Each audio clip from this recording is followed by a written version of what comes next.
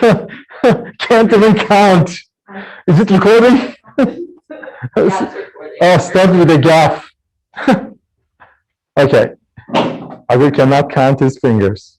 We need to adjust your microphone. Okay. Getting a. Oh, well, can you hear me now? We can hear you, but it is garbled. Okay. How about now? A little bit. Say it again. Is it better? No. Can you hear me now? I can hear you, but it's like the microphone is too close to your mouth. It's probably because of my mask. Like I have to drop it inside the mask. These N95 masks, even sound doesn't make through them.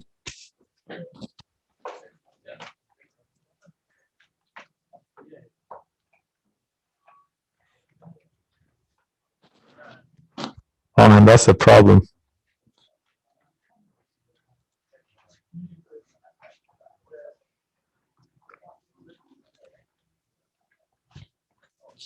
Can you hear me now?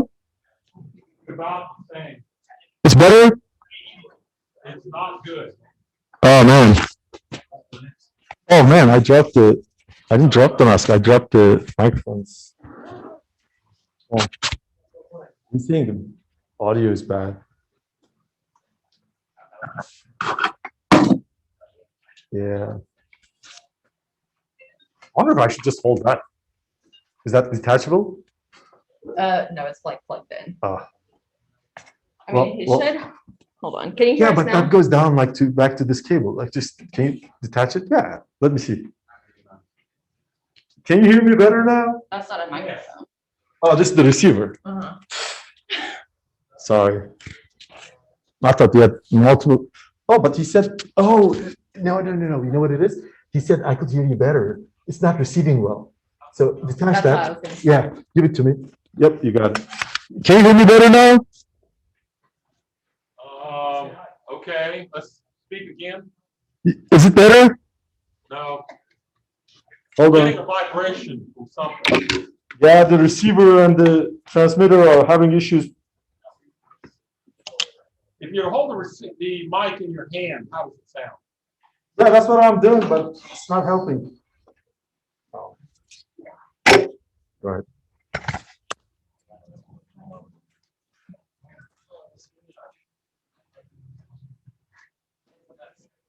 Can you hear me now?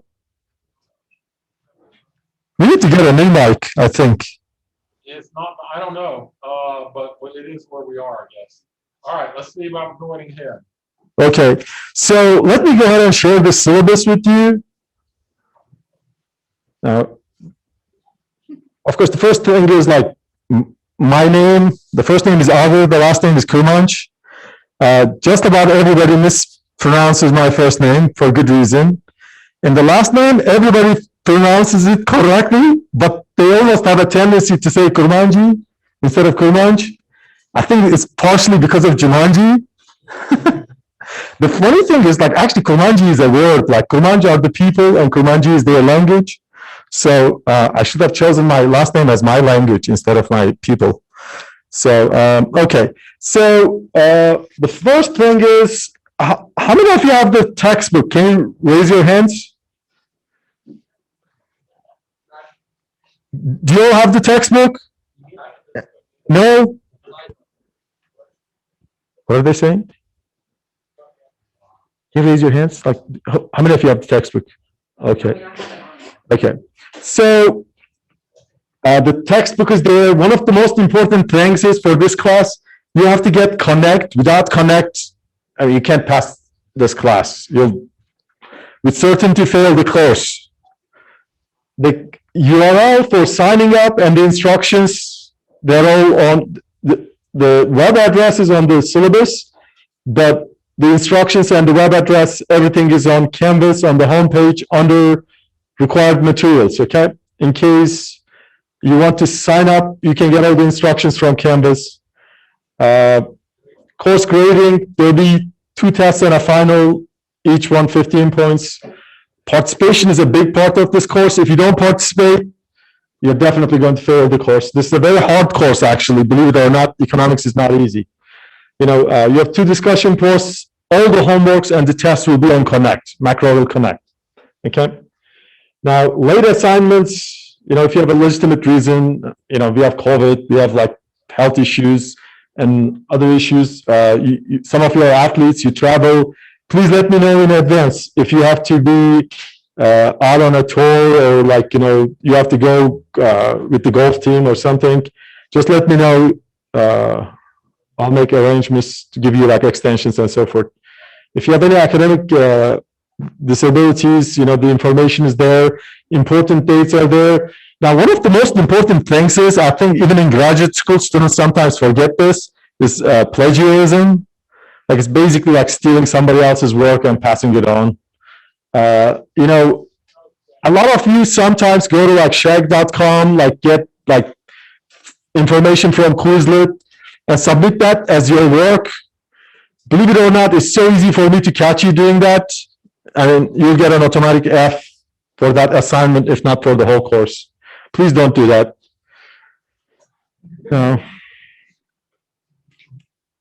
Now, all the assignments or due dates are on the syllabus. Don't take Canvas as your source for scheduling. Like everything is on the syllabus, okay?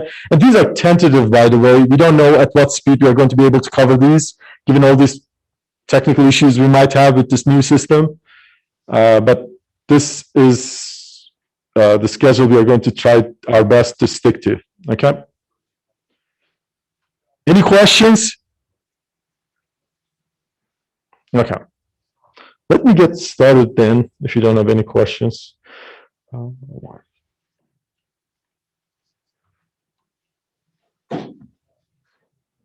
Okay. Hold on.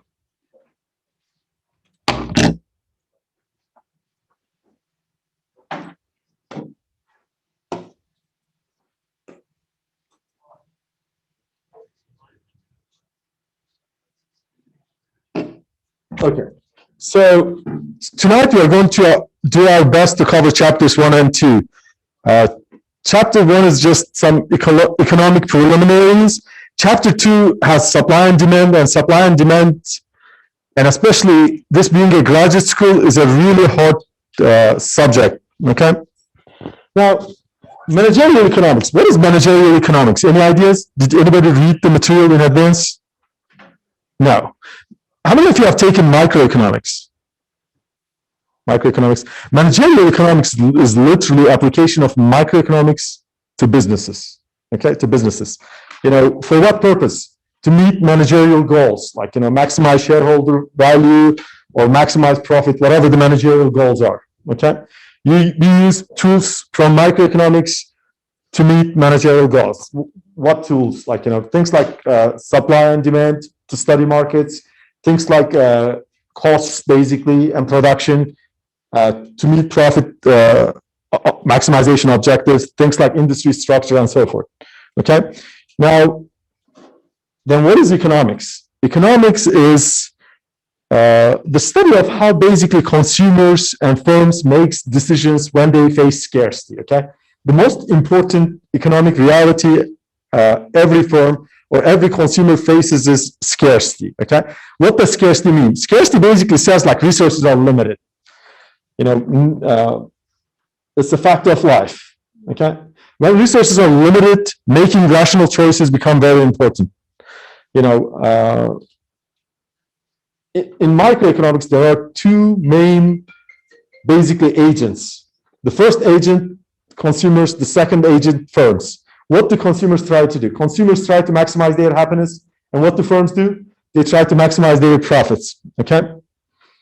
Now, of course, a manager of a firm sets goals, like, for a corporation, it might be shareholder wealth maximization, or value maximization, increase your market cap or maximize your market cap, the main economic goal for any firm is profit maximization. At the end of the day, if a firm doesn't make profits, they're not going to meet any of the other goals, okay?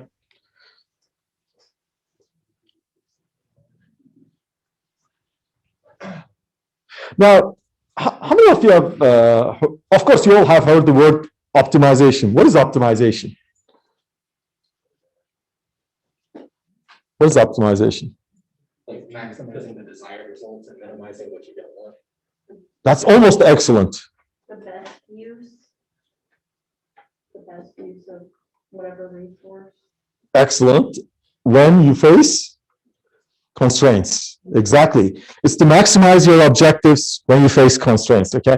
For a consumer, it will be like you have a budget constraint, right? You have limited income, so you have to buy the combinations of goods and services that makes you the happiest. For a firm, you face cost constraints, right? Inputs are not free, basically, and you have to maximize profits, right? How do you maximize profits when you're facing cost constraints? You have to optimize, right? You have an objective function, and then you have your constraints. You have to attain the highest value in your objective function with the caveat that you face constraints. You're not probably going to get to the highest. Why? Because the constraints are going to pull you back, okay? You know, and you have to be careful, like, you know, a lot of times actually managers make this mistake. Everybody somehow intuitively thinks a business's goal is cost minimization. It's not at all. Why is that? Because remember, what is profit?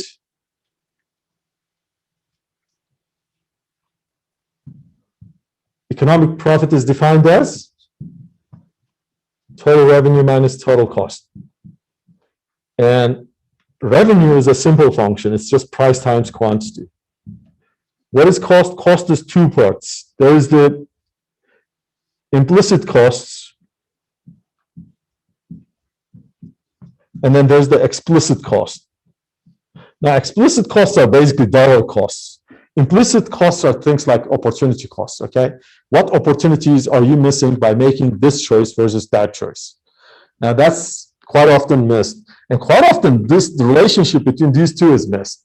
Anytime you try to minimize costs, that's going to have implications for your revenue.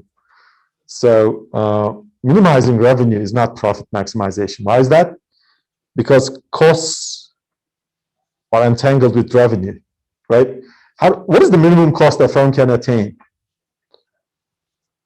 It is zero. But at what output does that occur? Zero. If you produce nothing, you have no cost, but you have no profit either, okay? You have to be careful as a manager.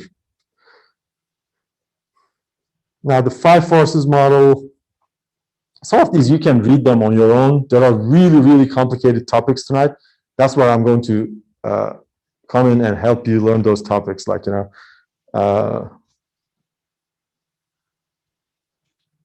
Now, what is a, yes, ma'am? Is this on Canvas, this slide? Yes, it's supposed to be there. If it's not, I'll make sure it's there. If it's not there, actually email me, please. I just don't remember the look. Oh, good question. So on Canvas, the course is organized by modules, and modules are weekly. So if you go to Canvas, you go to the left pane, it has the modules tab, you click on it, and then you'll have every week's materials underneath it, okay?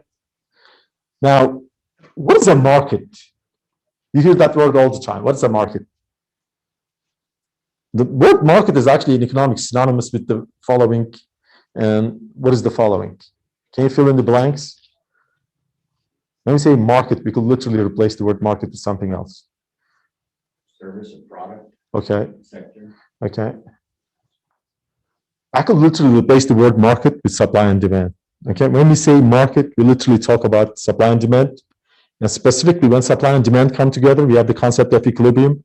So if I go to the gas station right now, gas is $2.54, $2.55. That is the equilibrium price. And that price is made by supply and demand. Okay.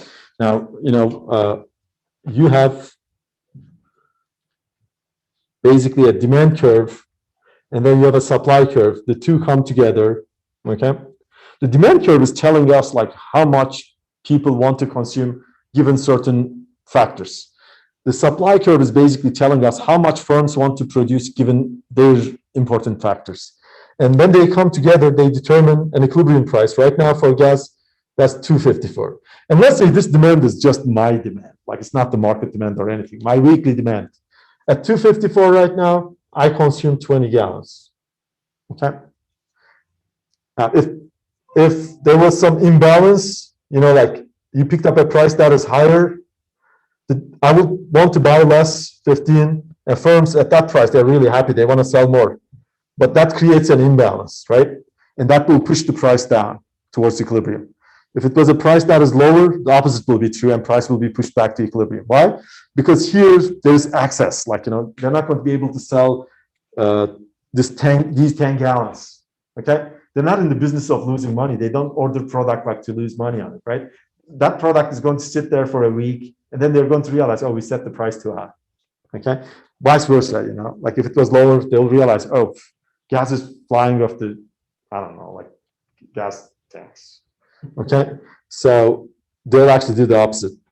Now, time value of money, one of the things actually people forget is time value of money. And the effect of compounding on a business's like kind of prospects. A dollar today is not the same as a dollar tomorrow, okay? When we bring money from the future to the present, or we have payments that are going to be made in the future, we value them less today. And a dollar today will be invested to become more than a dollar tomorrow. Those are very important. Like, you cannot mix times when you evaluate a project as a manager. Now, how much is $100 next year worth to you today, personally? Less than that. Definitely, well said. But how much? Depends on what your interest might be. Personally, like the market interest rate, yes, you're right. Like, like people come together, they together determine the market interest rate. But personally, like if I were to put two options in front of you, like $100 next year versus X amount tomorrow, right? And what will be your X? How much will you, let's say you're going to get paid $100 next year with certainty, right? For how much can I buy it from you? 100. No, right now? No, that'll be like the opposite, right? It will be less. Because I'm going to give you the money right now for your $100 tomorrow. Right. How much? Be a push, might be 90. Exactly. Like maybe less sometimes, right? Depends on how patient you are. But of course, if you want to do that, like, like when you have access to markets, you're right. Like you have to use the interest rate, right? So $100 next year is worth 100 divided by 1 plus I. That's what the formula is saying. So the present value of $100, the future value is $100. And if the interest rate is, let's say, 10%, it becomes 0.1. So 100 divided by 1.1, that's the value of it, okay? And let's say that is like something like around $90, okay? Now, what if like I have more periods? What if, let's do that. Cool.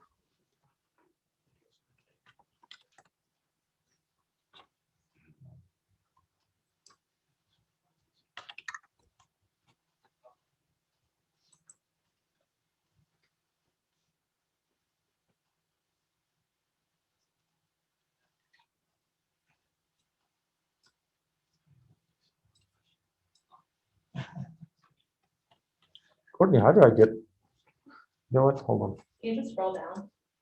I'm just going to hit new. Okay. Okay, so let's put a timeline. Let's say you're a manager, right? And you have 2 periods, right? You have a project, and you're sitting here right now at time 0. Right now, let's say this is year 2021, okay? Next year, your project will pay out $1,000, right? As it starts maturing, it's making $1,000 profit. A year from that, you'll make another $2,000, at the end of which, like, the project will mature and it'll no longer yield any profits, okay? Now, if you wanted to sell this project or trade it with somebody, right, how much will you accept for it today? Okay, so let's say the interest rate is right now 10%. Okay, people exchange money at 10% interest. So $100 today is worth $110 next year, and then the year after it's worth $121 if it's invested again. Okay, so, and let's say that interest rate is true for both years. Okay, So how much is this project worth? So the present value of this project will be the present values of this $1,000 plus the present value of this $2,000. I'm going to call them present value 1, present value 2, okay? Now, this $1,000, to bring it to the present, we have to discount it once. What is discounting? It's basically taking that $1,000 and dividing it by 1 plus I. And what is I? I is the interest rate divided by 100, right? If you divide 10 by 100, what do you get? 0.1. So my present value 1 is basically 1,000 divided by 1.1, okay? Just like $110 next year, so $100 today, right, is worth $110 next year. Everybody agrees, right? If I'm earning 10% interest, right? Because on $100 at 10%, I earn $10, right? So I could go back in time, make that 100, flip back to the future, again, make it 110, right? Same. How do I do that mathematically? By just dividing it by 1 plus I, okay? Or if I multiply it by 1 plus I, it'll be $110 a year from today. So how about the second present value? How do I figure that out? Like, how do I take this $2,000, bring it to the present?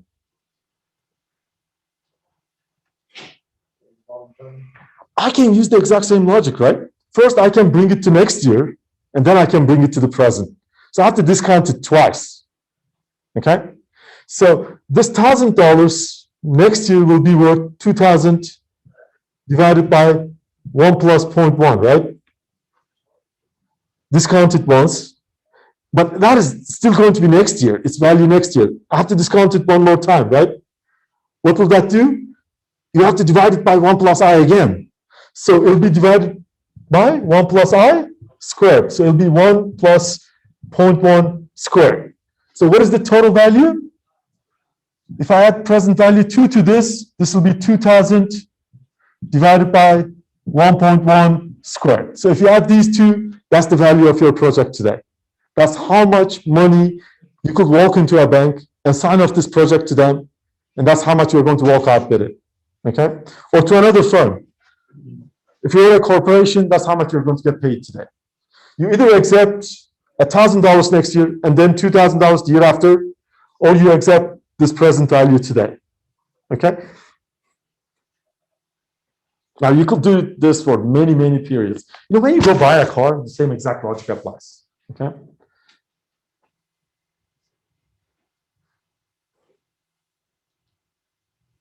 Now, profit maximization. What is profit?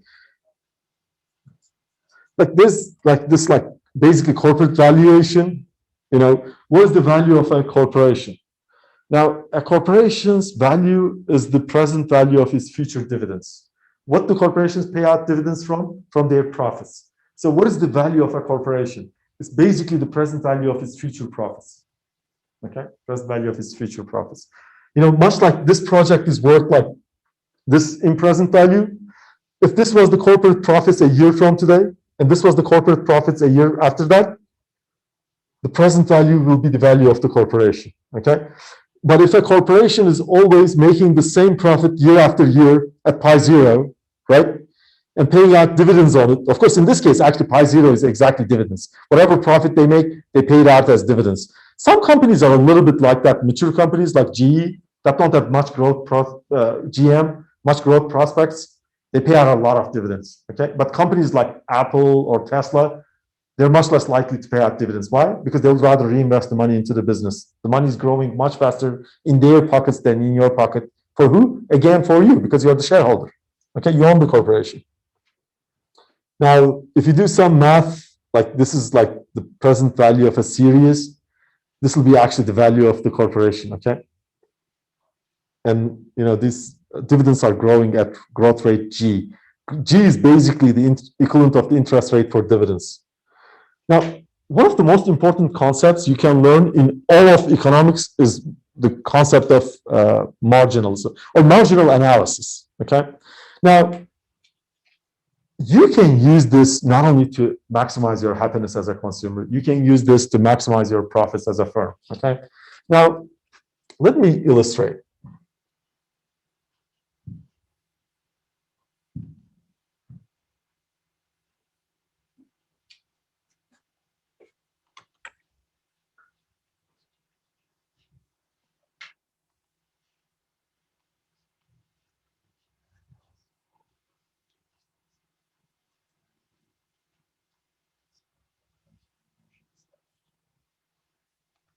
Okay, profit. Let's talk about profit.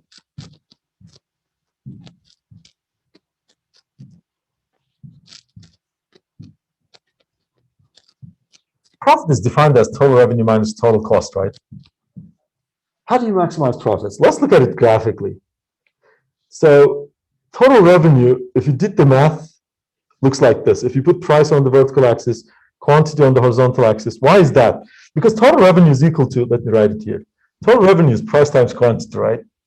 At this point, what is price? Price is 0. What is quantity? 0. 0 multiplied by 0 is 0. At this point, let's say this is 20. What is quantity? 20. What is price?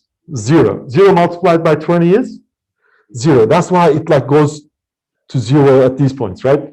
But somewhere in between, right? Like let's say this is 10 and this is also 10. What is total revenue? It's 10 times 10, right? It's 100. So actually that's 100. I messed up. Like that's not supposed to be. This is supposed to be total revenue itself, okay? Price and quantity will be here.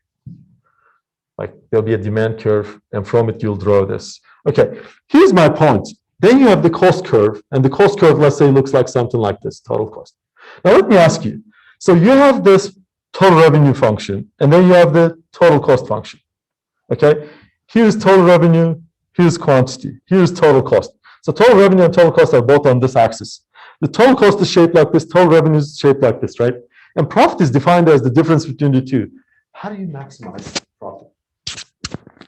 Any idea? How would you maximize profit? Excellent, because look at the function, right?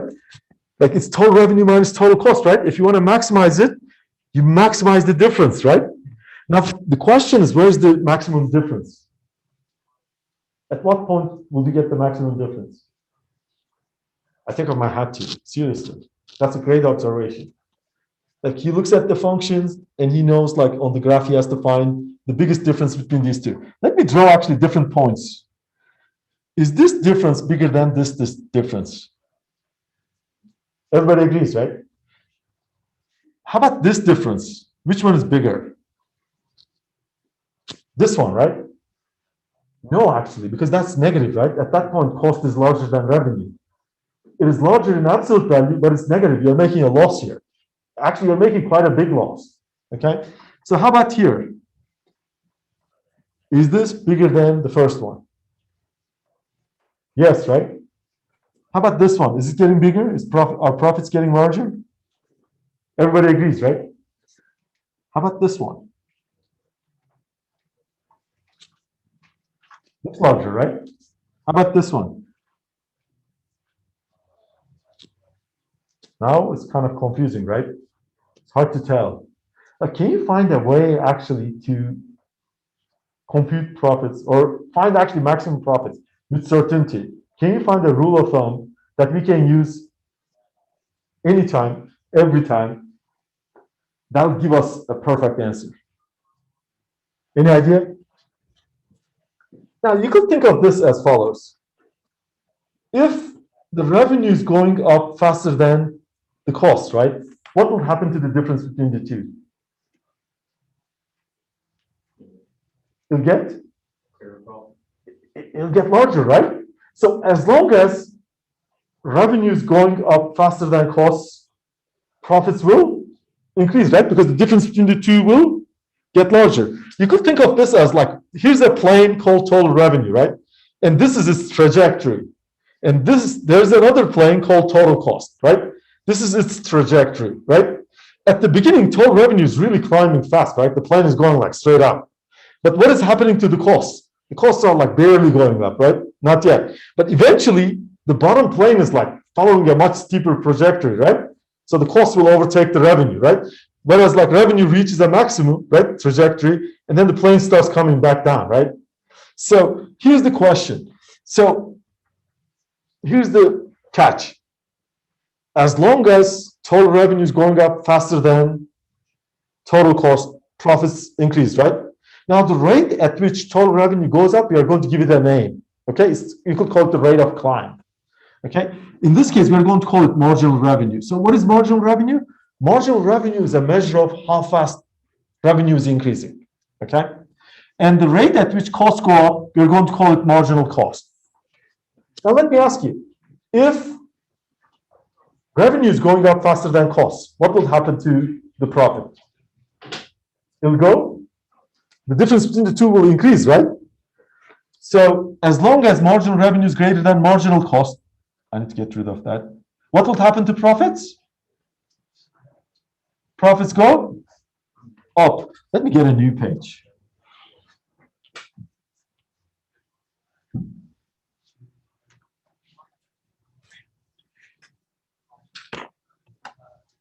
Okay, so as long as revenue is going up faster than cost, profits increase. So and the rate at which revenue is going up is marginal revenue, right? We just said that. So if the first plane is climbing faster than the second plane, what happens to the distance between the two, right? Which is the equivalent of profit in this case, right? So what happens to profits? Jefferson, are you following? Yeah. Okay. So profits go up, okay? If marginal revenue is less than marginal cost, right? What does that mean? The second plane is climbing faster than the first plane, right? What will happen to the distance between the two? It's going to decrease as long as the second plane is below it, right? So profits decline. But when they are both climbing at the same rate, what's going to happen to that distance? It's going to be actually maximized, because remember, before profits are going up, right? Then it reaches like a plateau where it doesn't change. You're absolutely right. And then it's decreasing, right? So if a function was going up and then reaching a plateau and then coming down, so where will its maximum be? At the plateau. Okay? So when marginal revenue equals marginal cost, what do we have? Maximum profit. That is what we call marginalism, or the marginal principle, okay? You can apply that to not just profits. You can apply that to your happiness. You can apply it to any optimization problem, okay? Any optimization problem. So when your marginal benefit is equal to your marginal cost for a given function, you're going to have your total benefit maximized, okay? Or your net benefit maximized, I should say, because net benefit is the difference between total benefit and total cost, okay? In this case, the function you're maximizing is profit, but it need not be. It applies to any function, okay?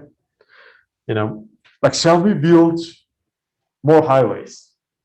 You can use the exact same principle, okay? Shall we build more schools? Who shall we give money to, like students or teachers? You could always use this principle to answer any one of those questions, okay? So the marginal principle is a very, very important question. Now, of course, in this class, I don't require you to learn calculus or know calculus, but, if you were to get a little more algebraic or technical, okay, here's an example. Now, look at this function. That's your total benefit function. It's the equivalent of like something like total revenue, okay? And if you look at this function, what do you see? You see that Q has a square exponent, right? That means the function is not linear, okay? So this function is shaped like this. Let me actually get a new one.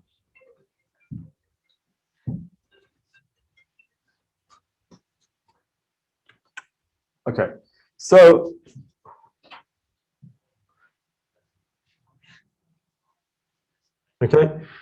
you have like this function that is shaped like the cost function that I just provided you, right? In this case, it's called the benefit function. And then you have this second function, that's your cost function, okay? If you were to actually draw it, like you could give it numbers, like, let's say you couldn't tell how the function looks, right? So you could put like Q here, and then you could write like 250Q plus minus rather 4Q squared, okay? That function is going to be something like this. So if Q is 1, this becomes 250 minus Q squared rather. 4 times 1 squared, which is 4, right? So this becomes what? 246, okay? So at 1, this function is 246, Like, let's make this 2. It becomes 2 times 250 times 2 minus 4 times 2 squared. What is that? This is 500. Everybody agrees? And what is this? This is 4. This is also 4. That's 16, right? So this is going to be 484. Okay? It actually jumps up. So it's like kind of has some curvature here. Okay? But then as Q increases, like let me give you an example. What if Q was 10? Okay? It becomes 250 times 10 minus 4 times Q squared. 10 squared is 100, right? So this becomes 400. This is 2500. This becomes 2100. Still going up. What if Q was 100? Eventually Q squared will take over, okay? So this will be what? 250 times 100 minus 4 times 100 squared. What is 100 squared? 10,000. 10K, okay? So this is what? 25,000 minus 40,000, right? What is that? That's negative 15,000. So it even became negative. I was right. Like, so it goes up first for some time and then comes back into the negative. So this is your benefit function. The second function is Q squared. It starts at 0, it goes up like this. Okay? This looks exactly like the profit and revenue functions we just saw, right? What is the difference between, so what is your net benefit? Net benefit is your benefit minus your cost. Okay? Your cost. So the difference between the two, when is it going to be maximized? This is not different from profit at all, right? We can apply the exact same principle. What did the principle say? The principle said exactly when the rate of change of the benefit function is equal to the rate of change of the cost function, right? Because these are like trajectories, right? The first plane is climbing like this, right? The second plane is climbing like this. And the second plane starts lower, right? The cost starts at 0 in this case. So when are they going to have the maximum distance between the two? When the rate of climb of the two are the same, right? Because as long as the first plane is climbing faster than the second one, the difference between the two will increase, and vice versa will decrease. Only the plateau will be reached when the two are equal, right? So when your marginal benefit equals to your marginal cost, you're going to get your maximum net benefit. In this case, the question is, how will you use these functions to compute marginal benefit and marginal cost? Normally, you'll differentiate these two functions in calculus. Okay, there are rules for finding derivatives, rules for differentiation. Now, in this class, we don't assume you know calculus. Okay, quite often we'll give you either rules of thumb or the functions will be provided to you right away. Okay, so here, if you differentiated this, the benefit function will become 250 minus 8Q. Now that has to equal to, so let's open a new page.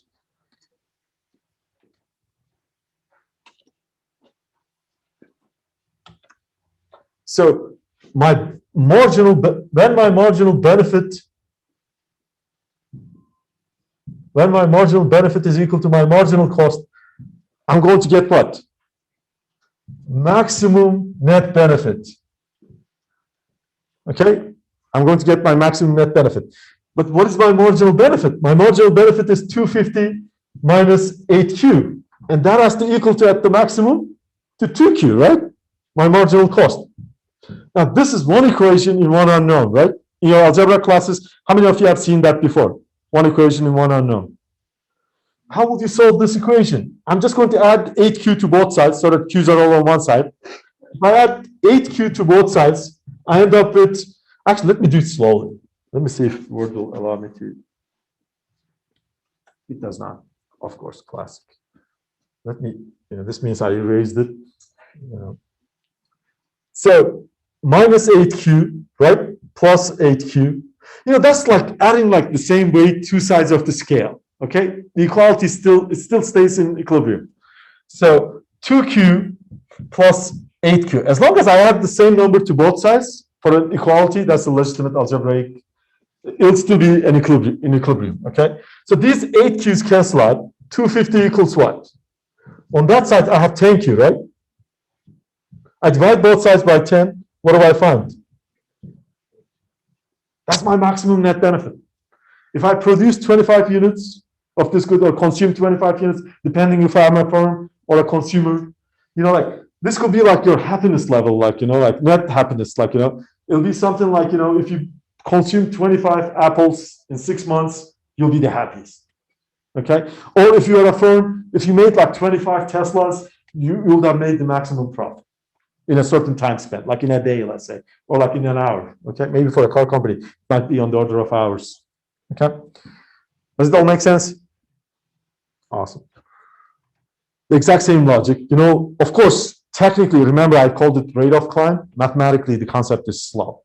Okay. It's a measure of how steep a function is. Now, if this was a mountainside, where is this mountainside the steepest? Like, where will it be the hardest to climb? Is it the hardest to climb here?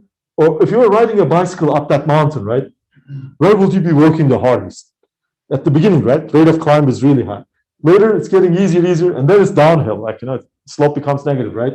Whereas here, if you were riding your bike up the cost mountain, right? At the beginning, things will be easy, but then costs start exponentially increasing.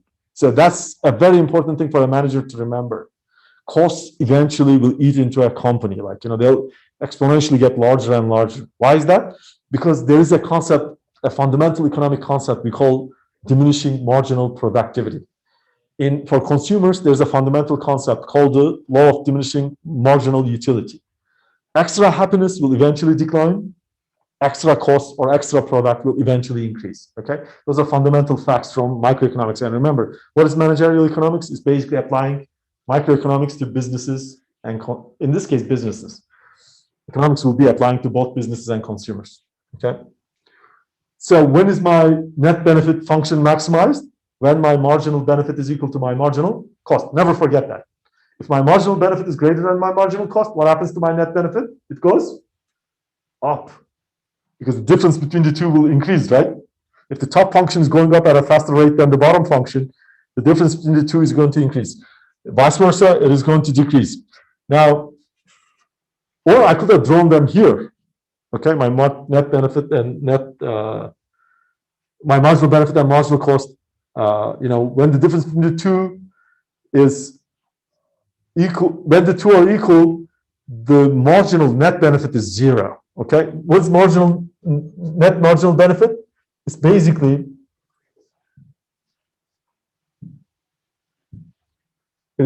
marginal benefit minus marginal cost. If these two are equal, what is the difference between them equal to? Zero. So to maximize profit, either this has to be zero or these two have to be equal. Okay, these two we call them marginal benefit and marginal cost. The difference between the two we call it net marginal benefit.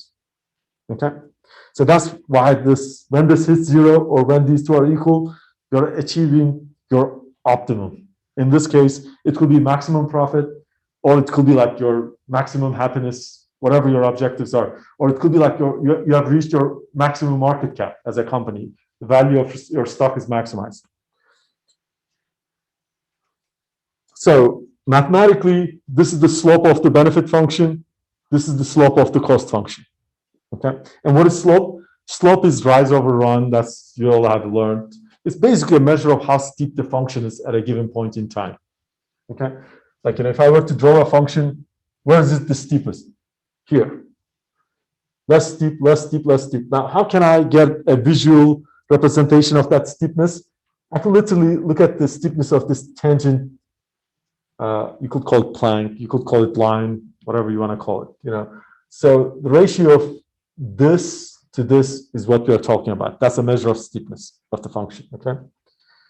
Now, mathematically, of course, if you were talking more technically and more formally from calculus, that'll be the derivative of the function. We just talked about all this, like, your optimum is always going to be when the two are equal. If marginal benefit is greater than marginal cost, your net benefit will increase, vice versa, it will decrease. Okay. So we're done with this chapter. Let's take a 5-minute break and then let's start with chapter 2. Any questions? Now, brains need to cool down for a few minutes. Yes.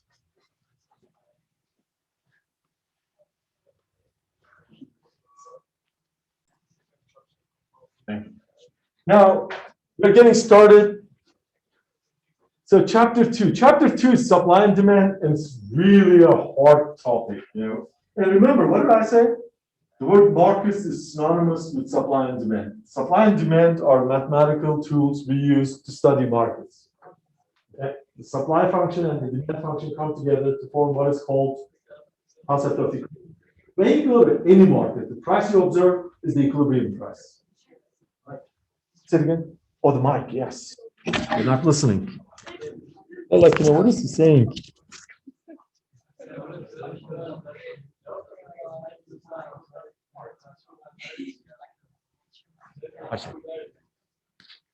Oh, that's what they're saying. I couldn't even hear it.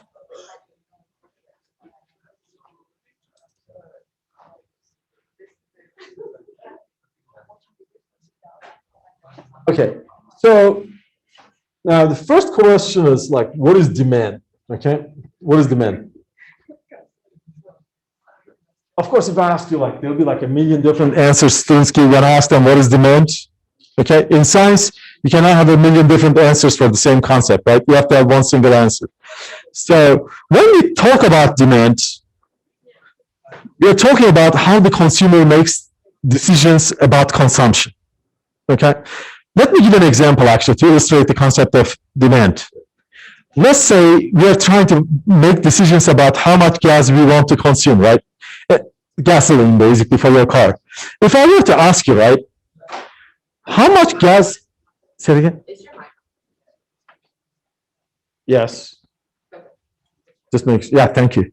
You know, so let's say I'm asked the following question. What does how much gas you want to buy depends on, right? What is the first factor you consider when you make a decision about buying gas? Like there are weeks you buy 10 gallons, there are weeks you buy 20, there are weeks you buy 30. Why is it moving around? What factors do you consider? When you go to a gas station, what is the first thing you look at? The price, thank you, the price. So first and foremost, quantity demanded, right? Quantity demanded depends on what? Price. What else does it depend on? Like, you know, some people buy more gas, right? Even when prices are they're facing is the same everybody else faces in the market, right? Why are some people able to buy more? What factors? Why are they buying more gas? What other factors could explain why they're buying more gas? Preferences. Yes, thank you. Preferences. Tastes and preferences. You're absolutely right. But like, think about it like Bill Gates, right? Do you think when Bill Gates goes to the gas station, of course, he probably pulls in with a limousine or I don't know, his private jet or something. Do you think he cares like, oh my God, gas prices are up today like 20%? No, right? He does not. So when you make these decisions, one of the variables you consider is income, right? Income affects how much gas you want to buy. His private jet could be burning like, I don't know, 10 gallons a minute versus like my car burning like a gallon, 10 gallons like a week. Okay? So incomes are important. What else is important? Expectations. Like, you know, when a hurricane is coming, right? You might like gas up because you might think like the refineries are going to be shut and you're not going to be able to buy gas. So expectations are important. What else is important? How about the price of the alternatives, right? How many of you are actually following electric vehicle production right now? It is immense. How many of you knew actually if you add the value of the market value of Ford, GM, and Chrysler altogether, it would be less than a fifth of Tesla's value? How many of you knew that? No. Tesla is worth like insanely more than the other three now. Why is that? Because preferences are shifting towards electric vehicles. Did you see the commercial for Ford? Like they have the new F-150? Like that is holding like 10 train carts, double-decker, with 47 or 50 Fords on them. Did you know electric F-150 has 20 times the torque as the regular F-150? It could hold like 300-400 tons. Okay, it's a completely different world, electric vehicles. You could charge them at home at night, spend less than $1,000 in charging costs, and it drives like a Formula One and holds like better than a semi. Okay, so prices of other goods, prices of complements, prices of substitutes. Electric vehicles are a substitute too, regular vehicles, okay? And then finally, number of consumers. Like, in a bigger city, Jefferson City is going to have way less demand on average than Knoxville. Why? Because more people in Knoxville to buy the good, okay? You can sell way more gas in Knoxville than you can sell in Jefferson City. Why? Because population is different. So number of consumers, okay? So my quantity depends on all these, right? Let's talk about this first and foremost. How does it depend on price? Is there anybody here who loves it when prices go up as a consumer? You're like, oh my God, gas prices are going up. It's so cool. No, right? Have you ever seen somebody at the gas station saying, man, this is awesome, like, prices are up again? See what I'm saying? Sorry. No, I was just saying, I'm selling something. That Exactly. That's the behavior of a supplier. Thank you. So this is negative, actually. Okay? It's negative. This negative sign indicates price and quantity demanded move in opposite directions. They are inversely related. If one goes up, the other goes down. Okay? In this case, if prices go up, would you buy more gas or less gas? Less gas. What do we call that? The law of demand. What is a law? A law is a rule that dictates proper behavior. A normal demand curve or normal consumer behavior is such that when prices go up, consumers buy less. Okay? You'll never see a consumer that is happy about prices of the goods they're consuming go up. Why? Because that will, given their income, make them consume less. And consumers want to consume more, not less, right? Because the more you consume, the happier you are. It's not the other way around.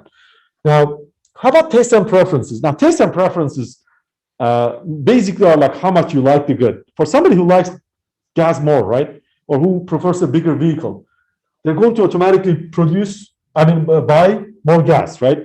They're going to be consuming more gas. Now, income could be two types. There is an inferior good, there's a normal good. Depending on if the good is inferior or normal, you could actually buy more or less of the good. For an inferior good, when your income goes up, you buy less of it. For example, low quality goods, as your income goes up, you buy less of them. And for normal goods, when your income goes up, you buy more of the good. So this could be negative, this could be positive. Now, expectations are same way. There are expectations about future prices, future incomes, and all kinds of different things. So there's too many possibilities. Now, price of a complement. What is a complement for? Let me give actually a classic example of a complement, not for gas, but for let's say this is the quantity demanded of peanut butter, okay? What is a complement to peanut butter? Like a good we consume together with peanut butter? Jelly, right? So this will be the price of jelly. If the price of jelly is going down, let's say, right? Would you buy more or less jelly? By the law of demand, you'll buy more jelly, right? If you have more jelly, you'll also be probably buying more peanut butter, right? Because they go well together, okay? So if this goes down, this goes up, the quantity goes up. They're moving in opposite directions. What does that mean the sign is? Negative, inverse relationship, okay? Now, price of a substitute. What is a substitute to peanut butter? Nutella, right? If the price of Nutella were to go down, you'll buy more Nutella and less peanut butter, right? So this will go down. They're moving in the same direction, so this is positive.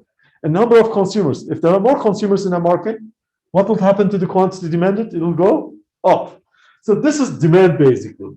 Demand describes the behavior of consumers, and supply describes the behavior of producers. So and producers think about how much they want to supply, the quantity they want to sell. How do they think about it? What do they care the most about, do you think? When a producer thinks about, oh, how much gas shall I order to sell? What is the first thing they're going to think about? Again, the price of gas, right? Like you were saying, only a producer will like higher prices, right? Why? Because they'll be making more profit. This is all about profit. This is all about happiness, okay? So, and the relationship is positive. What do we call that? Law of supply. What does the law of supply say? If price goes up, quantity supplied will increase. Why? Because profits will go up. If supply goes down, if price goes down, quantity supplied will also go down. Why? Because profits will decrease. Because your margin will shrink, right? So what else do firms care about? How about input costs? Right? Input costs matter. It becomes costlier to sell gas. What are they going to do? They're going to order less gas, right? Because it's not as profitable to produce gas, right? Have you seen like the commercial? Ford is pledging to become all electric. What is a pledge? A pledge is a promise, right? Why are they pledging? It's unbelievable, right? We pledge to you. We are going to be all electric. You know why? Because their stock value has shrunk so much. They're so much poorer as a company than they used to be. Like other companies electric companies are making so much profit, right? So they're telling their shareholders, like, please don't sell the stock, stop selling it, because we're going to go bankrupt at some point. Okay. So how about, so input costs are negative. What else? How about technology? If technology goes up, right? Again, electric vehicles. They used to be not possible. Now electric vehicles can get 400 or 500 miles per charge, right? You can charge them to like 50% in 30 minutes at the supercharger in Turkey Creek. Okay? So technology affects how much they want to supply, right? Quantity supplied positively. What else? Prices of substitutes and prices of complements. Be very careful. This is in production. This is prices in consumption. These are goods you consume together with this. These are goods you produce together with this. The same company produces these goods. The same person consumes these two goods. Okay? And then number of sellers. Like, if you have more sellers in a market, altogether they're going to deliver more goods. Okay? Now, let's look at the science. Price of a substitute. If this was cars, GM is selling cars, right? What is a substitute that GM produces to cars? Because these are in production, right? They have to produce the same good. Here you are consuming the same good, peanut butter and jelly. Or the alternative, Nutella and peanut butter, substitutes. Same consumers consuming them, but they are working against each other. Complements, you consume them together. You eat them together. They go together. So what two goods does GM produce that actually compete with each other? Like one is a substitute for the other. GM produces also SUVs, right? Or trucks. So trucks and cars are substitutes. You don't actually,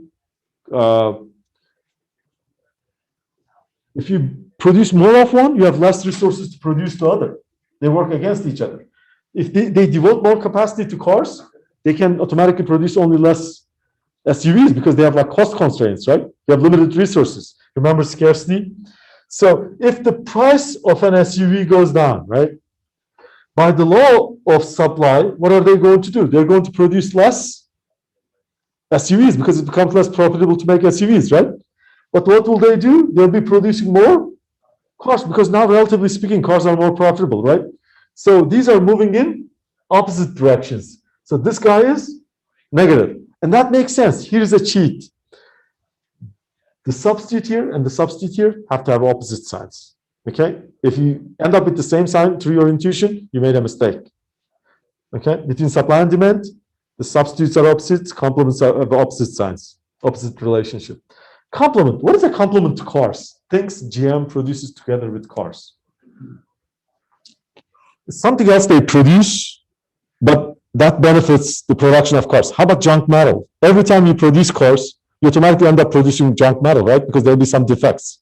If the price of junk metal goes up, it becomes more profitable to make cars because you can sell the junk for more, right? So if the price of the complement goes up, right, it becomes more profitable to make cars, you produce more cars, right? The sign is positive.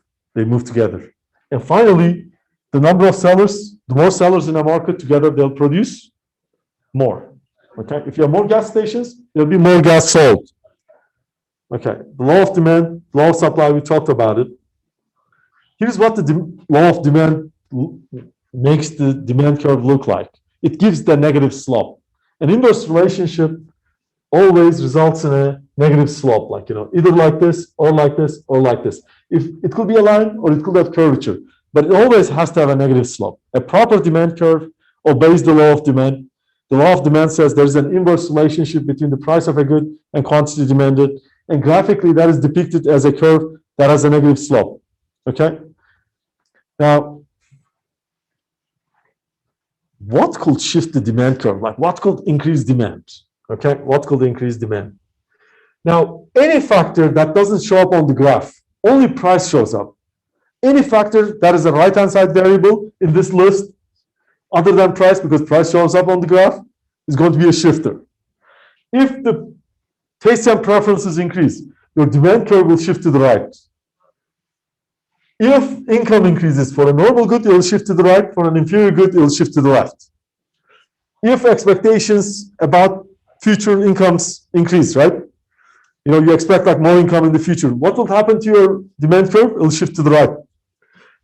If it's a normal good, of course. If it's an inferior good, it will shift to the left. Now, price of a complement, the sign is negative, right? What does that say? If this price goes up, I buy less of the good, right?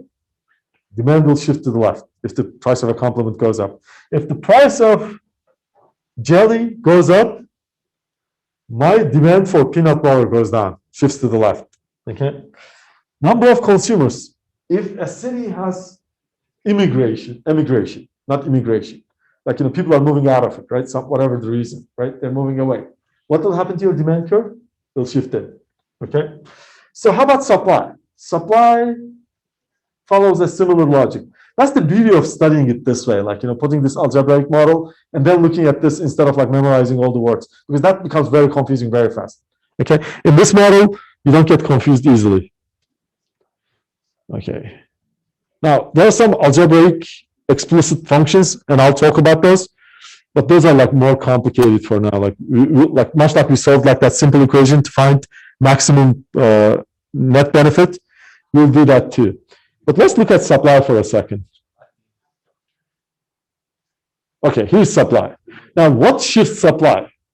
Any factor other than price will shift supply. Okay, anything you don't see on the graph, that's the right-hand side variable that affects quantity supplied. That means it's a shifter. What is a shifter? Input costs. See, input costs have a negative relationship to quantity supplied, right? That means if input costs go up, quantity supplied goes down. What will that mean? Supply shifts to the left, decrease in supply. Okay? If technology gets better, has a positive relationship to quantity supplied. If you have more technology, right, better technology to make the good, you're going to be able to produce more as your technology improves. Supply shifts to the right. And you can apply the same logic to the others. Okay? So all these are shifters, like, you know, like for example, input costs. Taxes are an input cost. If you get taxed more, right, what are you going to do? Supply will shift in because it's not as profitable to produce the good. If taxes decrease, supply will shift to the right. Now, if more firms enter the market, number of sellers increase, right? And how the number of sellers increase quantity supply? They increase it, right? What will happen to your supply curve? It will shift to the right. On the other hand, if firms exit an industry, right, that means number of sellers is going down. The relationship is positive. That means as this goes down, this also goes down. Positive means they move in the same direction. What will happen? The supply curve will shift to the left.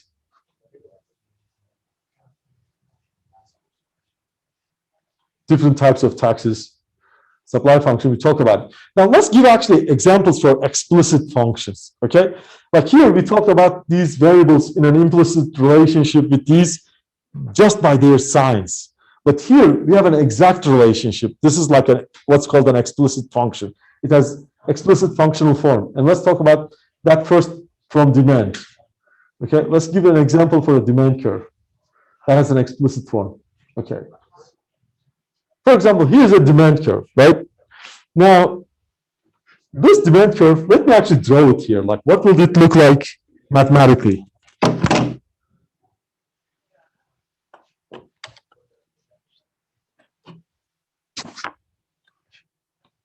Wow, that was unintentional. I have no political affiliation to.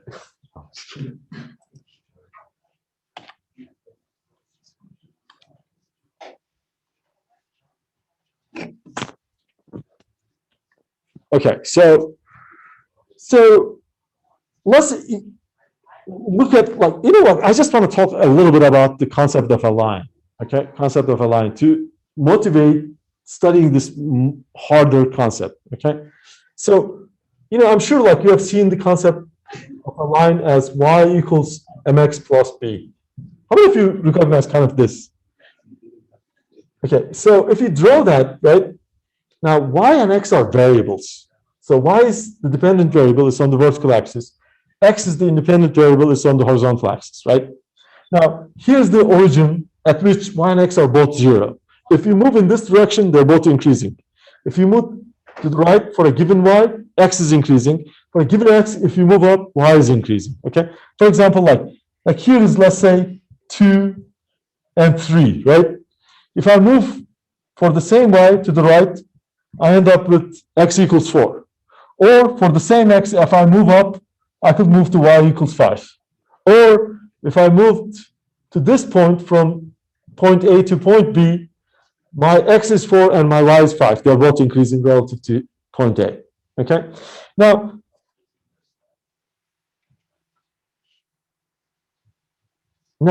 what is the function of b?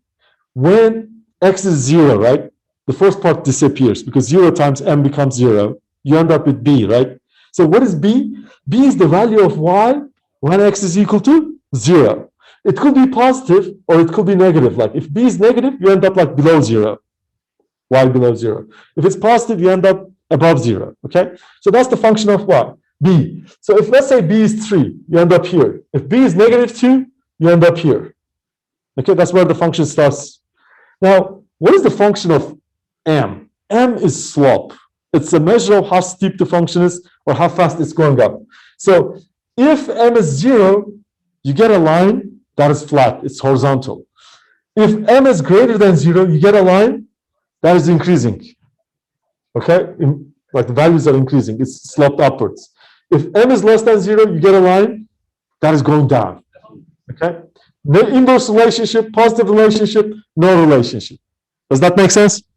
Now, okay, so now let's go a step further. Let's give an example for m, let's say. M is, let's say, 2. Okay, so what is my line? My line is y equals 2x plus 3, let's say. Okay, so if I move to 1, right, and let's say this is my line, this is y equals 2x plus 3. Now, when x is 1, right, 2 times 1 is 2, plus 3 is 5. I end up at 0.5. Okay, then when it becomes 2, 2 times 2 is 4, plus 3 is 7. Okay, what does that mean? Every time x increases by 1, y goes up by how much? 2. That's the rate of climb. That's the concept of slope. A change of 1 in y leads to a change of m in, a change of 1 in x leads to a change of m in y. So in this case, m is 2. That means every time y increases by 1, every time x increases by 1, y goes up by m, in this case, 2. So x goes from 0 to 1. How much did it increase by? 1. What is y going to increase by for that 1 increase in x? By 2. It goes from 3 to 5.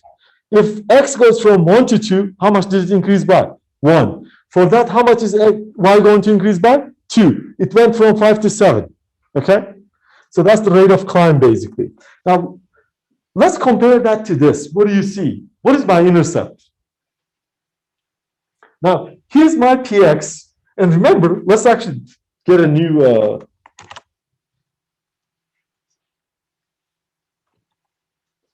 So my y in this case is here. So my y is, of course, thanks to Alfred Marshall's. He lived in the 1800s. The y is on the horizontal axis when he drew demand, the dependent variable, and he put the independent variable on the vertical axis. So it's called the inverse demand function. Okay, so this is the demand function. Normally we'll put q here and p here, but due to Marshall, we don't draw the demand function. We draw the inverse demand function. Remember, every time we draw demand, we put p on the vertical axis, which is the right hand side variable. It's not the left hand side. But Ignore that for a second, okay? We are drawing the demand function, not the inverse demand function. He drew the inverse demand function. And then came mathematicians, they actually did the exact opposite, okay? At the beginning of the 20th century. So let's put QX here, let's put PX here. That's the demand function, not the inverse demand function, okay? So we're stuck with Marshall's mistake. Or actually, it's not a mistake, later the convention changed. Okay, so here's your Y, the left-hand side variable, okay, which is QX in this case. The right-hand side variable is PX, which is your X. Everybody follows that? Remember, like Y equals MX plus B. Vertical axis variable, horizontal axis variable, slope, intercept. It cuts this here, right? Quantity and price cannot be negative both. Neither can be negative, okay? Now, look at this form. What is my intercept? What is my B? This is my Y. This is my X. The rest has to be all my B. What is my B? 12,000, okay? Plus 4PY. What else? Minus 1M plus 2AX. These are all my, of course, this is like subscript. So these are all my intercepts, okay? And what is my slope? -3. So they all start here with this value, okay? If I put values for M, A, and P, it'll determine exactly what my intercept is. And then they will go down, okay? Now let's give an example. Now let's say my PY is equal to 15, okay? So 4 times 15. Everybody follows? And what is my M? My M is 10,000, 10K. What is that? M is, I think, advertising or something like, you know, some budget. Income. It's income. Okay, it's income because that's why it's a large number. M is income. So AX is advertising. Okay, let's say AX is advertising. It's not really that important, like, you know, what they are. The more important thing is to understand like what the how they interact like in this line and how do you solve for the equilibrium price. Okay, I mean, for purposes of grades, that is more important. Of course, for purposes of learning, you're absolutely right. One is income, one is advertising. And remember, like the right-hand side variables, different variables affected demand. Now, what does income do? It was on the right-hand side, right? If it's an inferior good versus a normal good, it affects your purchase decisions, right? How much you want to consume. The number of units of the good you want to buy depend on it, right? Depend on your income. Advertising, what does advertising do? Did you have advertising in that demand function? Not explicitly, but what variable does advertising affect? Your taste and preferences. Okay, if there's good advertising, you're made to believe that the good is good for you. You're going to buy more of it. It'll change your taste and preferences. Okay, so let's compute this. 4 times 15, what is that? So it will be 12K plus 60 minus 1 times 10K, that's minus 10K, plus 2AX. And what is AX? 2 times 2,000, right? Plus 4K. Everybody agrees?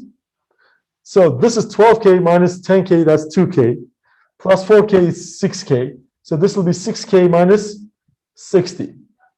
That's going to be 5,940. Okay? So that's my intercept.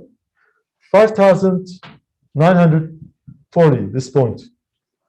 Okay? And then what is my slope? -3. If this goes to 1, this decreases by 3. What does it become? 5,937. If it increases by 1 more, it goes down by another 3. That's the rate at which it's decreasing. Okay? So that's kind of how this all works. Now, the important point is we're going to do the same for supply. For supply, the exact same logic applies. What is the difference for supply? The curve is positively sloped. Okay? Its intercept is either here or here. If it's below 0, the intercept ends up here because you cannot get quantity and price below 0. So your intercept ends up here. You know, of course, if the book is giving a good example, it should rather have the intercept here, but regardless, they're both fine. So what are we going to do? Eventually, we're going to bring the two together to find the equilibrium price. And I'm going to show you how to do that. Okay? Oh, nice. I learned something new. Instead of hitting new page, you could just hit the page down. Inverse demand function, we talked about it. Remember, the demand function is one where you have the quantity on the vertical axis and price on the horizontal axis. Inverse is the reverse. Price is on the vertical axis, quantity is on the horizontal axis. That's the one you see all the time, the inverse demand function that Marshall drew. Okay? Here's an example. Let's draw that.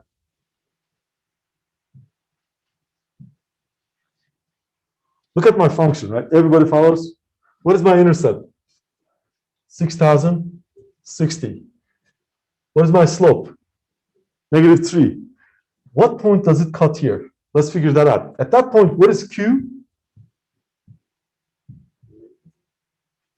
Of course, I made a mistake. This is the inverse demand function. This is going to be, oh man, why did that? Let's draw actually the demand function. Either way, it doesn't matter. So, okay, let's do it. So let me make that more clear.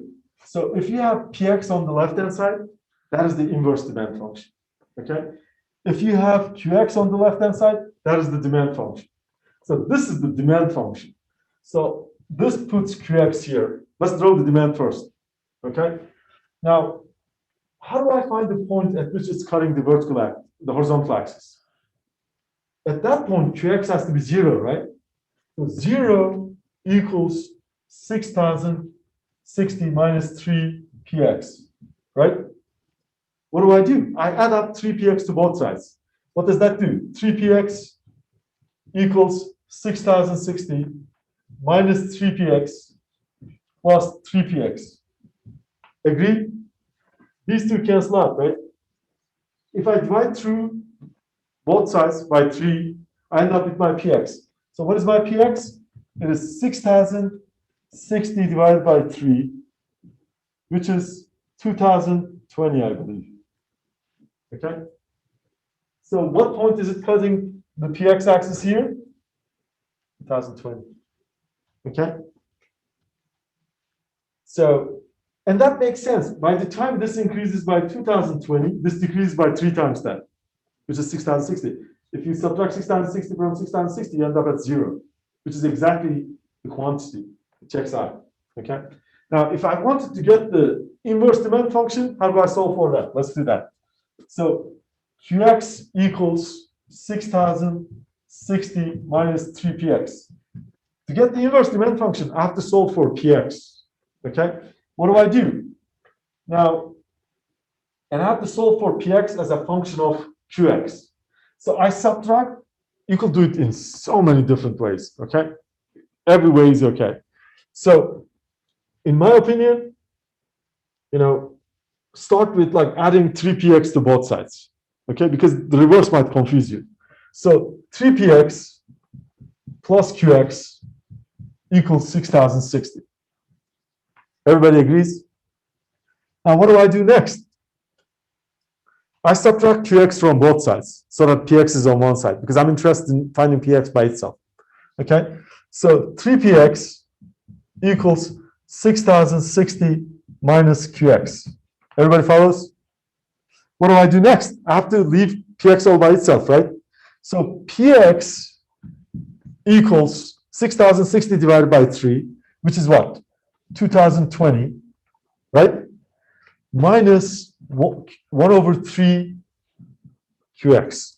So what is the slope of the demand function? -3.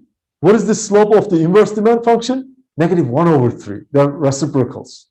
The slope of one is the inverse of the reciprocal of the slope of the other. Okay? If the slope of this one is 3, -3 in this case, the slope of its inverse is going to be -1 over 3. Okay? And that is true because if I drew the inverse demand function, I put Px here, I put Qx here. What is this intercept? 2020.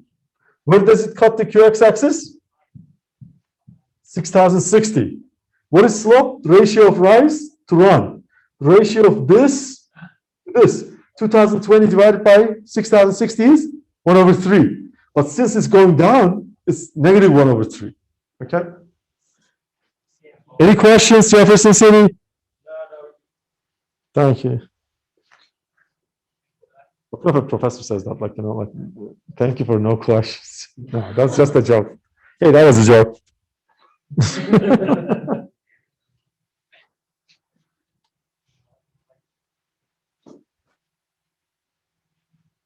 See, exactly. That's our inverse demand function, okay?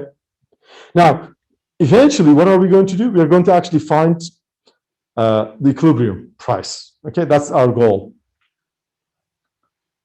For that, we need a supply function, okay? So let's go get a supply function, explicit supply function. Of course, we're going to see two types of supply function. One that has all the other ingredients in it. That's kind of complicated, much like the first complicated demand. But then one that is simple, that only has like price as a independent variable. Okay, here's a complicated supply function. Okay, remember, this is the supply function. It's not the inverse supply function. Quantity is on the vertical axis. Now, what does quantity supply depend on? Remember, first and foremost, it depends on price. And what is the coefficient of price? Beta x. For beta x to obey the law of supply, what has to be true about beta x? It has to be larger than 0. Thank you. It has to be larger than 0. Now, BW, right? W is wages or price of some input. Okay? So wages or inputs, right? Input costs. Remember the sign above it? What was the sign? Negative. Negative. So BW has to be negative to obey the law of, there's no law. That's the joke. So beta x has to be positive to obey the law of supply. Beta x. Why? Because as price goes up, quantity supplied has to go up. For W, it's the opposite. Okay? As W goes up or the input goes up, quantity supplied has to go down. For that to happen, beta W has to be negative. It has to be inversely sloped. Now, PR, technology, some good, that is like price of technology, like inputs to R&D, right? You know, and you know, it depends on how you define it. If it's some good that is actually affecting you to get technology versus like if it is something you have to pay to do technology, it'll be opposite signs, okay? But normally technology and the quantity of the good are positively related. But if this is the price of technology, the cost of technology you have to pay, then it becomes like an input cost, okay? Like R&D costs are actually input costs, like, you know, but they are related to technology.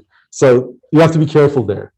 So age is the any other variable affecting supply. That could be like price of a substitute, like SUV versus cars. Remember we gave that GM example, or junk metal complements in production. GM, every time it makes a car, the car has junk metal, right? Like, you know, like parts that are defective. But if the price of junk metal goes up, it benefits GM. Okay, they can't avoid that. Like if they could, they wouldn't make mistakes, right? But once they make the mistakes, they're happy about like selling it at a higher price, right? Because that's like making their mistake less, or the value is increasing for the company of production. Okay. So let's look at a like example. Here's an example. Now, what is the intercept? Can you recognize it? Now, first, notice that the slope is positive. What do we call that? The law of supply. The second thing is, for this supply curve, what is the intercept? Any idea? Yes, sir. Yes. Everything else is the intercept. Okay. Now, depending on the values of these two, that could be positive, that could be negative. Okay. So now you could give it numbers and actually come up with like an explicit computation. Now let's pick up a simpler supply curve. Okay. Let's pick up a simpler supply curve and let's study that. Oh, wrong page.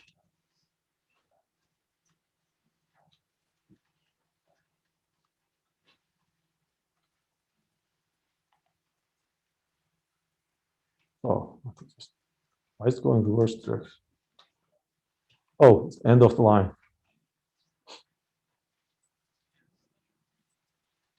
Okay.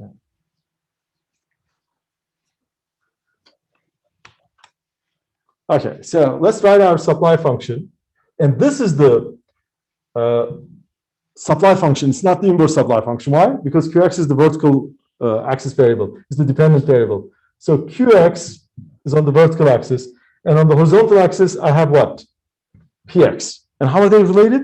Positively. Why? Because the slope is 3. Like as Px increases, Q is going up at 3 times the rate. Okay? Now this starts at 400, negative 400. When Px is 0, what is Qx? Negative 400. Right? Of course, you're going to say, mathematically that's possible, but technically that's not possible, right? But let's draw the function, then we'll ignore the parts that are less than 0. Now, when Qx is 0, right, along here, what is Px? It is 400 over 3, right? So that's the point here, 400 divided by 3, okay? And to draw a function that is linear, you only need 2 points, or you need a point and a slope. Okay, here we have 2 points, we can just pass it through it. Okay, so this part we can ignore it because technically that cannot happen. Quantity cannot be negative. Okay, so our supply function is this. It starts at 400 over 3 because that is the quantity that makes, that's the that's the price that makes quantity 0. And any price above that leads to a positive quantity. Okay, so now that's basically it. So if you want to be more technical, if you increase this by 1, right, 400 over 3 plus 3 over 3, that'll be like, which is 1, right?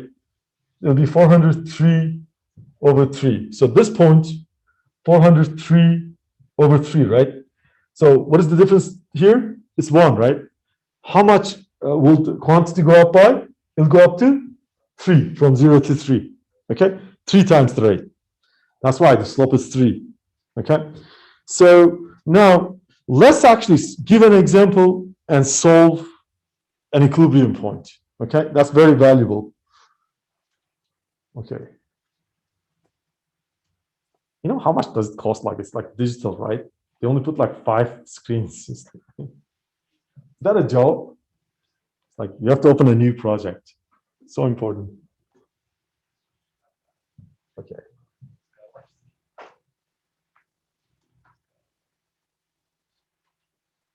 Okay, so let's draw like a function, demand function, okay?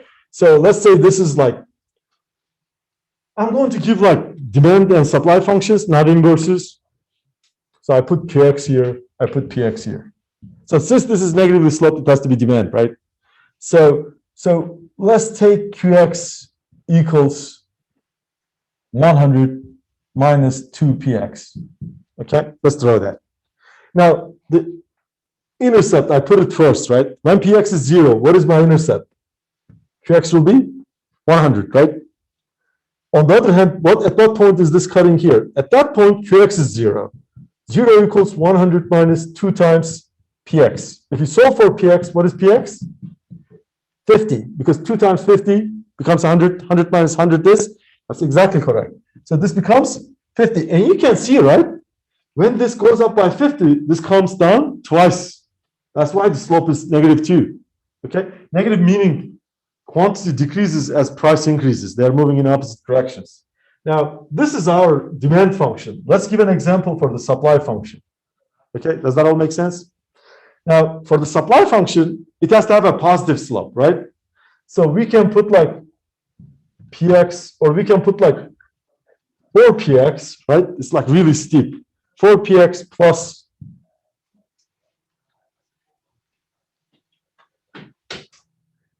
plus 20. Okay? When Px is 0, right?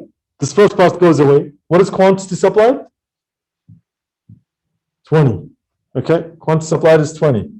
Now, and then it goes up at a rate of what? 4. So when this hits 50, it goes up by how much?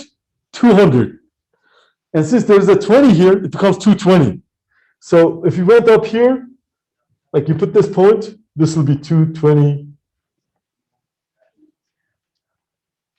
Okay, 220. Because 4 times 50 plus the point it started at. Okay, so let's pass this through here. The question is, at what point is the equilibrium? Okay, at the equilibrium point, quantity supplied and quantity demanded are equal. This is the same quantity, right? We call that equilibrium quantity. Let's find that, right? And at that we have a common price, right? So you could do that either way, like, quantity demanded equals quantity supplied. What is quantity demanded? It's 100 from the demand function minus 2px. This is your quantity demanded. Okay? What is your quantity supplied? It is equal to 4px plus 20. Does that all make sense? So if I subtract 20 from both sides, right, I'll get rid of this 20 on the right? What will this end up with? It'll end up with 80 minus 2px equals 4px. Everybody agrees, right? Now I have to pass the 2px to the other side. I add 2px to both sides. So 80 equals 6px, right? So what is my px? Is equal to 80 divided by 6, right? You divide that by 2, this is 3. You divide that by 2, is 40. So my price is 40 over 3. Okay, so this is 40 over 3. Okay? Now, what is my quantity? I can take that, plug it into either function. So here, 100 minus 2 times 40 over 3, right? That is 100 minus 80 over 3. And what is 100? It is 300 over 3, right? So 300 over 3 minus 80 over 3 becomes 220 over 3. Okay? So whatever that is, you can put that in there. I might have made a computational mistake. If I did, just go through the same thing. Same exact logic applies, okay? Now, at the end of the project, new project. It's like the person who programmed got tired, but he's like, I'm too tired. Okay. Now, there are some concepts we have not learned. Consumer surplus and producer surplus. How are you doing on time? 7:36. Okay, we'll be out of here at 8. Okay. More supply function, we talk about that. Let me talk about consumer surplus first. Consumer surplus. Now,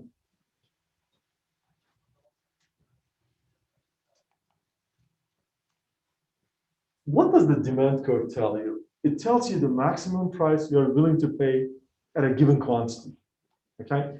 For example, if quantity was 0, right? Meaning, if I asked you, what is the maximum price you will pay to buy the good, right? For a good. In this case, what is the consumer saying? 5. Any price above 5, they don't buy it at all. Okay? This is basically saying, unless you lower the price below 5, I won't buy the good. As the price goes, are you all okay? Okay. So this is basically saying if price is above 5, I won't buy anything at all, right? But if price was 4, I'll buy like something like 1. As price declines further, I'll buy 2. Okay, every time price goes down by 1, I'll buy an extra unit. Here the slope is -1. Okay, so now let me ask you this. You are willing to pay anything less than 5 to get the first unit, right? But how much did you get it for? For less than that, right? In fact, you went ahead and got how many? You got 2 units, right? And how much did you pay for it? 2. So all your extra willingness to pay is like kind of, you kept that in your pocket, right? You got a deal on it. You got a discount. You're willing to pay more individually if you were to buy those units than what you paid for it, right? For example, the first unit, you're willing to pay like this much more. You know what I'm saying? If I were to chop those up, your willingness to pay actually goes down as you buy more. Why? Because concept of diminishing marginal utility. The more of a good you have, the less you start valuing it. Like at the beginning, you were valuing the good at $5. But as you consume more and more of it, it's like a pizza, right? What is the best slice? It's the first slice, right? As you eat more and more, you're valuing it less. If you ask the average consumer, right? If I was selling you pizza by the slice, right? How much are you willing to pay for that slice? More than if you were to buy the whole pizza per slice. The average slice price, if you bought the whole pizza, your willingness to pay is going to be much less than if I were to sell that pizza to you slice by slice. If I were to sell it to you slice by slice, I could actually extract more money from you. Okay, because why? But then I'll have to wait, right? You will have to really get hungry and really excited about getting the slice. You know what I'm saying? So the same is happening here. The consumer's willingness to pay is decreasing as they consume more. Why? Because of the law of diminishing marginal utility. Now let me ask you, why does the demand curve have a negative slope? Why does the law of demand hold? What is the underlying economic law? It's the law of diminishing marginal utility. Each additional unit of a good in utility or marginal utility will be valued less and less as you consume. It's human nature, right? We get tired of consuming the same goods, extra units. You eat one apple, oh my God, it was so good, right? You eat another apple, it was okay, it was good. You eat another apple, you're like, okay, I'm getting full, right? You never go my God, second is even better. Oh man, this is even better. This is even better, right? That never happens to anybody. That's violates normal human behavior, right? Will you ever see somebody eating more and more slices, thinking it tastes even better? They'll kill themselves, right? That's not normal. Okay, so this extra happiness or extra utility, in a sense, or extra amount of money you saved by buying the good in bulk instead of unit by unit as your utility diminished, right? It's called consumer surplus. It's basically for a given price, it's the area above the price and underneath the demand curve, okay? Now, let me ask you, I always ask my students, of course, I'm so outdated, I used to ask, at least let me say, cable TV, right? How much would you pay to keep your cable subscription, right? What is the maximum you would pay? There were students who said, $500, $600 back in the day. I don't know if it's true anymore. But they definitely don't pay $600 for the cable subscription, right? Max, maybe they pay $200 or $220, right? They get a discount, okay? So all that extra money they keep from their maximum willingness to pay, which is on their demand curve, and what they actually paid, that's their consumer surplus, okay? That's the deal they got. If Comcast could extract that consumer surplus by selling them cable piece by piece or daily or hourly, they could literally tap into all that consumer surplus as profits, okay? Now, the same concept applies to supply. Remember, supply curve depicts the willingness to sell, okay? Let's go to the consumer surplus concept. Right here. Now, if you were to ask a firm, right, how much are they willing to sell the first unit for, or the very first units or pieces of the very first unit, right? What is the supply curve saying? This company is saying, I'll never sell you a good or a piece of it for less than a third of $400, okay? $133.3.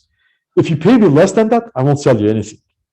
But if you go beyond that price, I'll start selling you. My willingness to sell will increase. In fact, if you paid me $400, I'll sell you 800 units, okay? So they were willing to actually accept this much for the first part of that 800 units, right? And then accept this much in price, right? For the little piece. But in fact, they made $400 on every one of those 800 units, right? They actually got a deal trading the market in bulk, okay, with the demanders. So that is called consumer surplus. If you could go to a firm and piece by piece buy stuff from them with the minimum willingness to sell, you'll be actually getting an insane deal, okay? But usually we don't do that, right? Because there are too many transaction costs. You cannot show up at Lowe's and say, oh, can I get a piece of this, so that I can put it back together? And a lot of times, technically, it's not possible, right? Because they're not divisible, okay? At best, this could be like a step function, okay? You have to buy in units. But sometimes that is possible, right? Haggling or people could tap into the surplus. Consumers could actually get that, or producers could get that. It's you could increase your profit doing it, sometimes there are kind of Costco, right? They charge you a upfront subscription. That is trying to get into your consumer surplus. Okay, why do they do that? Because they are actually charging that based on your willingness to pay for, or the profit you think you're going to make shopping in bulk at Costco a year. Okay, now if you put the consumer and the producer surplus together, different books have different terminology for that. It's called social welfare. Now, a goal of a government or a benevolent government is to maximize social welfare, to maximize the sum of consumer surplus and producer surplus. Now, anytime there's a tax, it'll tap into consumer surplus and producer surplus at the same time. And that creates deadweight loss. It shrinks the market. Okay. Like, there'll be tax revenue collected, but some of the social welfare will be lost. Okay. So that's kind of an argument against taxation. It hurts like both the consumer and the producer, and the benefits the government make do not pay for the entire loss. They only compensate it partially. There'll be like a total, at the end of the day, when you do all the math, there are three entities. Before there were two entities. There was the consumers who had the consumer surplus, the producers had the producer surplus. After the tax, you have the government, the consumers, and the producers. If you add up all the social welfare after the tax, it won't add up to the social welfare before. The difference is what we call deadweight loss. Let me see if the book covers that.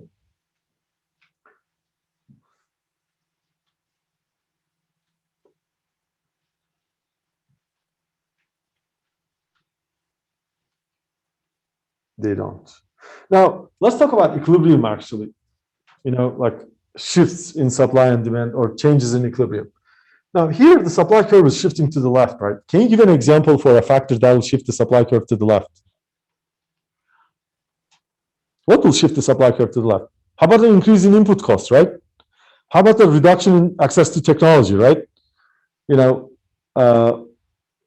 Many different factors. How about like less sellers in a market? Like somehow there's some regulation, like some of the sellers are taken out of the market, right? All those will shift the supply curve to the left. What does that do? They take the equilibrium from the first point O, to point 1.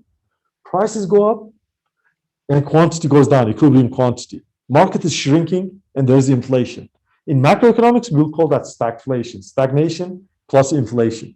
Okay, that's what happened to the US economy in the 1970s when they increased the oil prices. OPEC, they increased the oil prices. It actually made the economy slow down. Okay.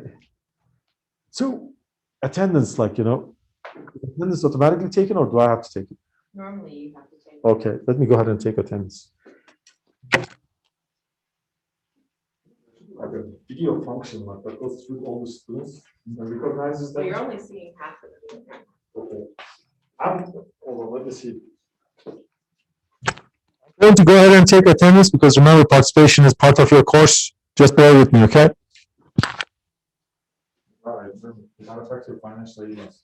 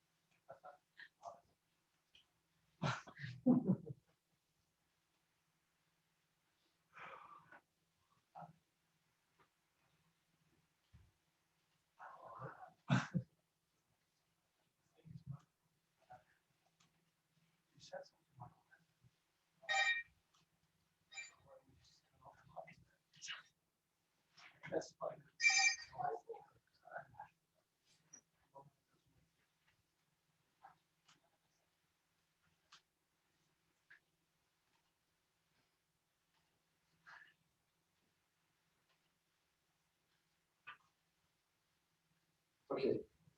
So I don't have the class roster. You know what I'm going to do? You have it? Oh, awesome. Thank you. Yeah. I was going to say text my phone if you. I'm like, how are you going to say that? Like, flash drive? I'll just write it down. Write it down. I'll write down people who are here. Yeah, can you do that? Yeah. So we go to do that or? Yeah, I can do that. Sure, but like now or? Yeah, do you want to read their names and then I'll write down? Oh, sure. Sure, thank you. Thank you.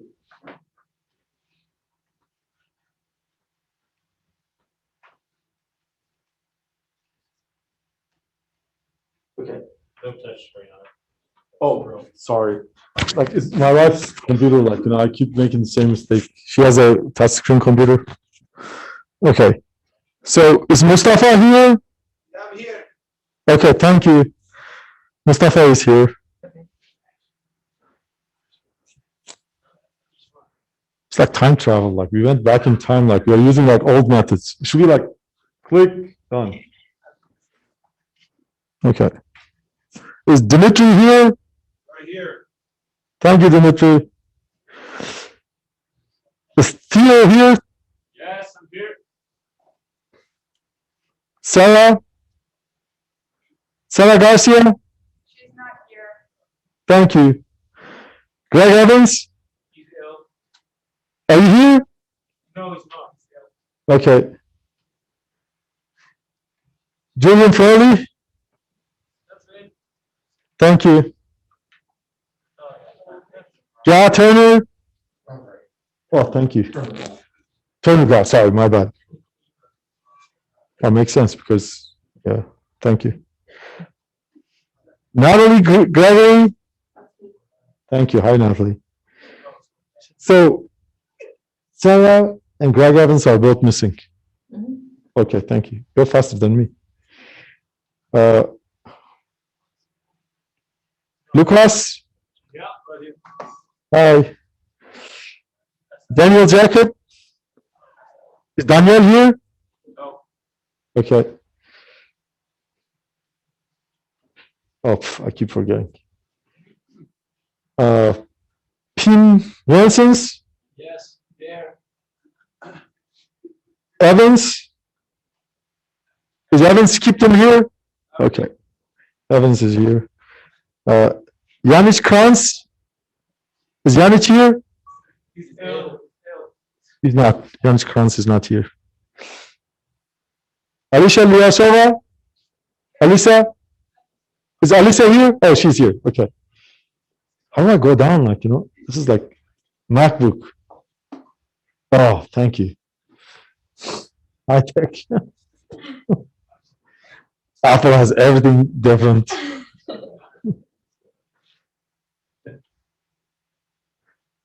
Christina Markford?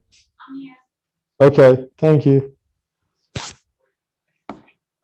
Oh, It's 2 fingers. 2 fingers? Oh, like this? Not working. Oh.